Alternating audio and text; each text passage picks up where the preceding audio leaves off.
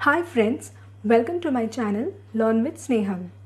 हम सब जानते हैं कि वर्ल्ड वॉर 1 और वर्ल्ड वॉर 2 में कई लाख लोगों की डेथ हुई थी। पर वर्ल्ड वॉर 1 और वर्ल्ड वॉर 2 की हिस्ट्री में, या फिर कहिए इस पूरी दुनिया की हिस्ट्री में, जब पहली बार किसी देश पर एटम बॉम्ब डाला गया था तो वो इंसिडेंट सबसे ज़्यादा दिल दहला देने वाला था। यूनाइटेड स्टेट्स यानी अमेरिका ने 6 अगस्त 1945 को जापान के हिरोशिमा और 9 अगस्त 1945 को जापान के नागासाकी सिटी में एटम बॉम्ब डाले थे, जिसमें अप्रॉक्सीमेटली 1,29,000 से लेकर 2,26,000 के आसपास मासूम लोगों की डेथ हुई थी। पर अमेरिका ने ऐसा ड्रास्टिक स्टेप क्यों लिया था, आइए जानते हैं इस वीडियो में। वर्ल्ड वॉर 2 ने हमारे वर्ल्ड को दो सुपर पावर्स में डिवाइड कर लिया था, एक्सिस पावर्स और अलाइड पावर्स। एक्सिस पावर में जर्मनी, जापान, इटली, हंगरी जैसे देश थे और अलाइड पावर में US, Britain, France, USSR, Australia जैसे देश थे।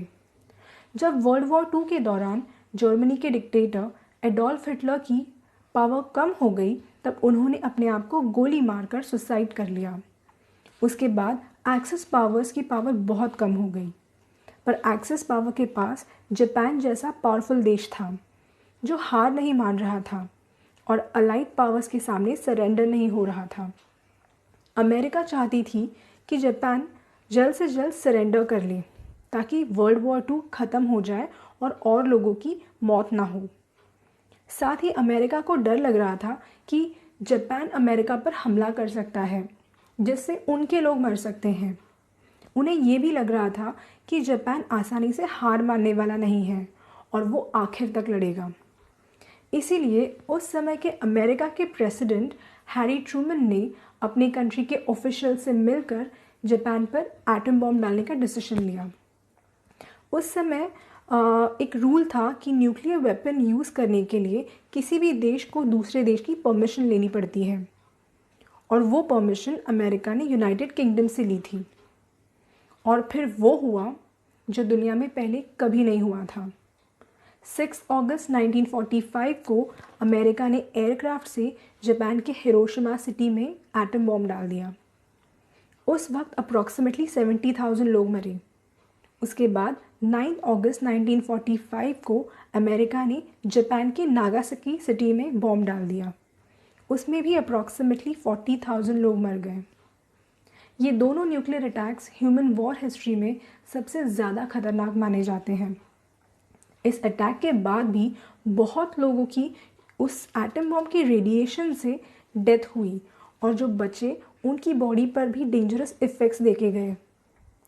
फाइनली इतने सारे लोगों की डेथ के बाद जापान के किंग हिरोहितो ने 14 अगस्त 1945 को सरेंडर कर लिया।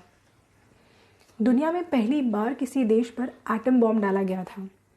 इस हादसे के बाद हिरोशिमा और नागासाकी पूरी तरह से तबाह हो गए, पर जापान ने धीरे धीरे उन्हें रीबिल्ड किया और फिर धीरे धीरे उनकी कंडीशन में सुधार आया।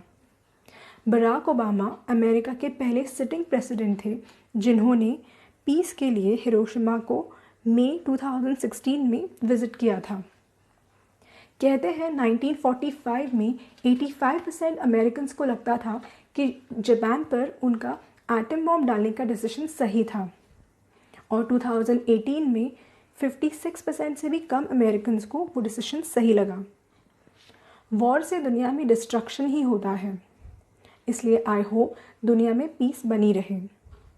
और हाँ, अगर आपको लगा कि मैं इस टॉपिक को आपको सिंपल तरीके से समझा पाई तो प्लीज़ इस वीडियो को लाइक और शेयर करिए और मेरे इस चैनल को सब्सक्राइब करिए। And I thank you all for watching.